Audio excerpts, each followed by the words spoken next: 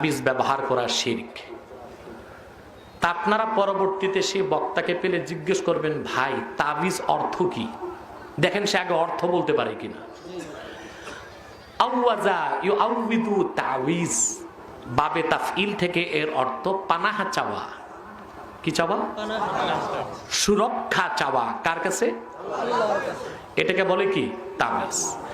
আপনি যদি আল্লাহর কালামকে লিখে শরীরে রাখেন, বুঝলেন, এটা তাবিজ। আল্লাহর কাছে পানাহ চাইলেন আল্লাহর কালাম দিয়ে, আল্লাহর কাছে পানাহ চাইলেন আল্লাহ, এটা জায়েজ।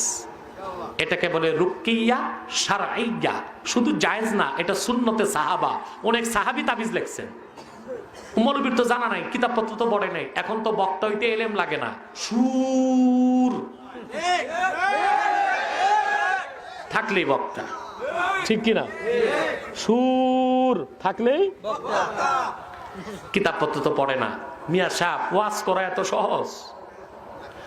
আমি অদম এখনো তাফসির করতে যে 6টা 7টা কখনো 12 থেকে 14টা তাফসির দেখি, যেন আমার দ্বারা কোনো ভুল ওয়াজ না হয়, মানুষ যেন পথভ্রষ্ট না হয়। এখন বাংলাদেশ অধিকাংশ বক্তা বড় আলেম নাই তা না, অনেক বড় বড় আলেম আছে, কিন্তু মাঠে নাই। কোথায় নাই? কেউ মাদ্রাসায় আছে, কেউ খানকায় আছে। মাঠে যারা আছে আলেম আছে সংখ্যায় কম, অধিকাংশই বেআলেম। সুর আছে, এলেম নাই। এজন্য বক্তা যে কি বলতেছে তা নিজেও বুঝে না, মধুর সাথে বিষ মিশায়া সব শেষ করে দিচ্ছে।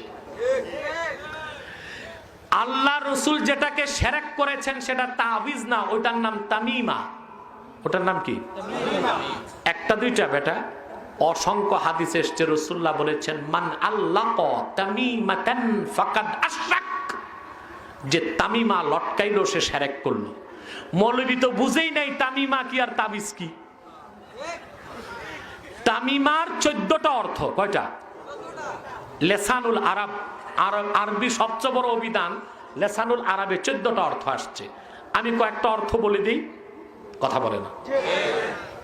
সুতা, ফিতা, নড়ি, কড়ি, জড়ি, বুটা, মৃত পশুর চামড়া, শিং, পায়ের খুর, তীরের ফলা, সকল জড় পদার্থ বরকতের জন্য, আরোগ্যের জন্য শরীরে লাগানো তামিমা এবং শিরক।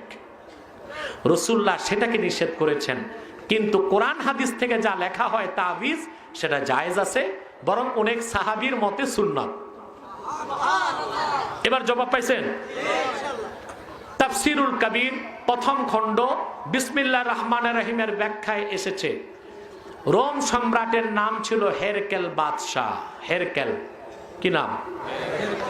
তার বাংলা নাম হলো হেরাক্লিয়াস। ইতিহাসে লিখছে কি নাম?